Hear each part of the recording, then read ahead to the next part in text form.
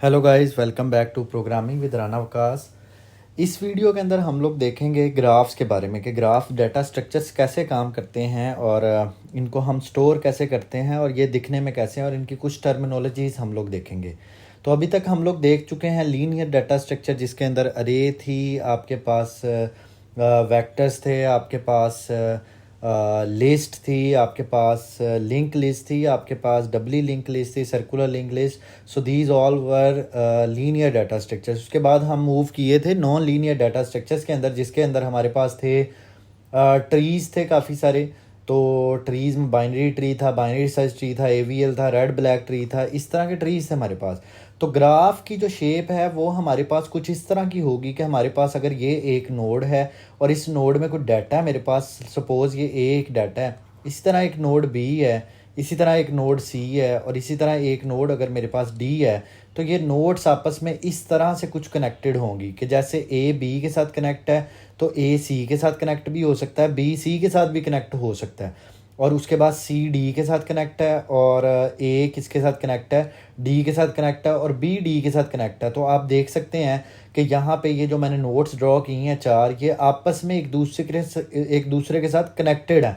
अब यहाँ पे ये जो नोड्स है ना, इनके लिए एक वर्ड यूज़ किया जाता है वर्टेक्स का। आप इनको वर्टेक्स कह सकते हैं। और ये जो आपके पास दो वर्टेक्स के दरमियान में ये लाइन नज़र आ रही है, इसको हम लोग बोलते हैं एज।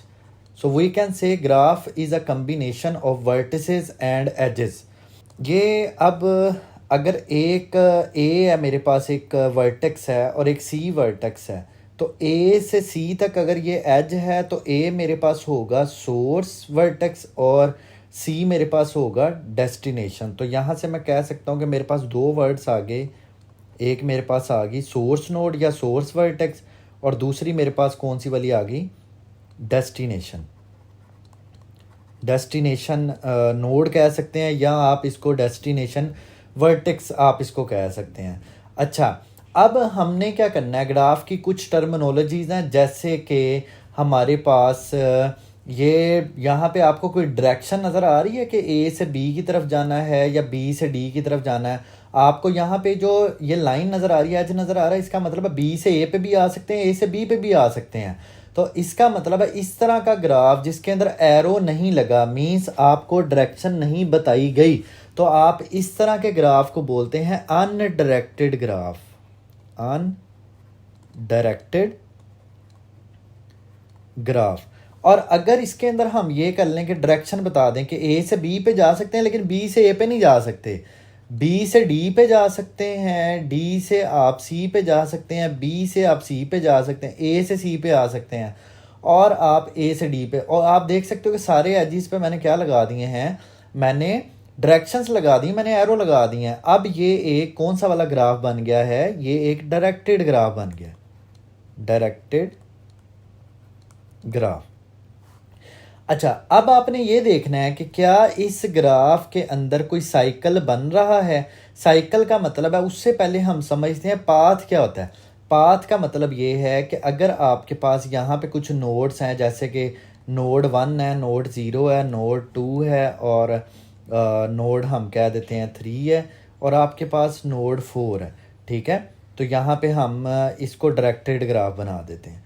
तो ये देखें आप, यहाँ से हम 2 पे जा सकते हैं, यहाँ से वापस 4 पे आ सकते हैं, 4 से हम 3 पे जा सकते हैं, और 2 से हम 3 पे आ सकते हैं। अब आपने ये देखना है, अगर मैं आपसे कहूँ कि 0 से लेके 4 तक का पाथ ड्रा करो, तो आप क्या ड्रॉ करेंगे, पाथ आप ड्रॉ करेंगे, आप बताएंगे पहले हम 0 से जाएंगे 1 के ऊपर, 1 से जाएंगे 2 के ऊपर, 2 से जाएंगे हम लोग 4 के ऊपर। वैसे तो 2 से मल्टीपल रास्ते हैं आपके पास जाने के लिए, 3 पे भी जा सकते हैं, 4 पे भी, लेकिन मुझे पाथ चाहिए था 4 तक का, तो मैंने कहा 0 से 1 पे, 1 से 2 पे, 2 से 4 पे।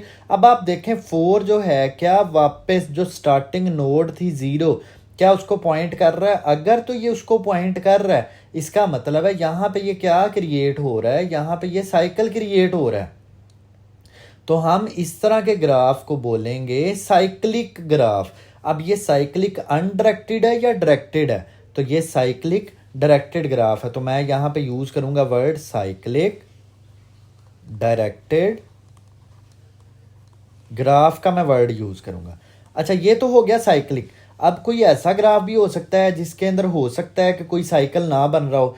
जैसे कि अगर मैं यहाँ से ये एरो, इसको मैं अगर इस तरह से ड्रॉ कर दूँ, तो आप देख के बताइए कि क्या अब कोई आपको साइकिल नज़र आ रहा है।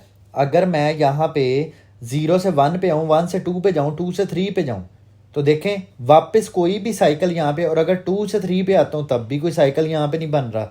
तो इसका मतलब ये हुआ कि यहाँ पे कोई भी साइकिल नहीं बन रहा। ऐसे ग्राफ को आप बोलेंगे ए साइक्लिक। ए साइक्लिक का मतलब है ग्राफ के अंदर कोई साइकिल नहीं बन रहा। तो यहाँ पे हम बोलते हैं ए साइक्लिक डायरेक्टेड ग्राफ। तो मैं यहाँ पे ना शॉर्टकट यूज़ कर लेता हूँ DG, a cyclic directed graph. तो हमने ये कुछ टर्मिनोलॉजीज देख ली हैं जिसके अंदर साइक्लिक आ गई और ए साइक्लिक आ गई। अब हुआ ये करेगा कि यहाँ पे हो सकता है एज के ऊपर कोई नंबर यहाँ पे लिखा हो। वो नंबर यहाँ पे जो लिखा होगा उसको हम बोलेंगे वेट। जैसे यहाँ पे 3 लिखा है, यहाँ पे 5 लिखा है, यहाँ पे 9 लिखा है, यहाँ पे 1 लिखा हुआ है, यहाँ पे 10 लिखा है, यहाँ पे आपके पास 15 लिखा है। इसका मतलब ये 0 से अगर 1 तक जाएं तो हमें कोस्ट क्या होगी। अच्छा, ये कोस्ट भी अब जो है ना ये डिफरेंट हो सकती है। हो सकता है ये टाइम के हिसाब से कोस्ट हो सकता है ये मेमोरी के हिसाब से कोस्ट हो। So it doesn't matter. हम अभी ये डिस्कस कर रहे हैं कि यहाँ पे एज के ऊपर अगर यहाँ पे कोई नंबर लिखा है तो ये क्या चीज़ है, इसको बोलते हैं वेट। अगर ये यहाँ पे वेट आ गया, अब ये ग्राफ कन्वर्ट हो गया वेटेड ग्राफ के अंदर, तो हम इसको लिए पूरा जो वर्ड यूज होगा क्या यूज होगा, क्या इसके अंदर साइकिल है, इसके अंदर साइकिल नहीं है, तो हम कहेंगे acyclic, acyclic weighted और डायरेक्टेड ग्राफ। ये पूरा वर्ड होगा acyclic weighted directed graph. और अगर इसके अंदर कोई साइकिल होता तो हम इसको कहते हैं साइक्लिक वेटेड डायरेक्टेड ग्राफ ये। और अगर ये अनडायरेक्टेड ग्राफ होता, जैसे ये देखें यहाँ पे अगर आपके पास है 1 है, ये 0 है, ये आपके पास 2 है, ये आपके पास 3 है, ये देखें ज़रा ये सारे आपस में कनेक्टेड हैं अगर, तो आप देख सकते हैं कि यहाँ पे अगर तो डायरेक्शन नहीं प्रोवाइड की तो यार फिर तो साइकिल बनता है इसके अंदर, फिर तो ये साइकिल ही होएगा।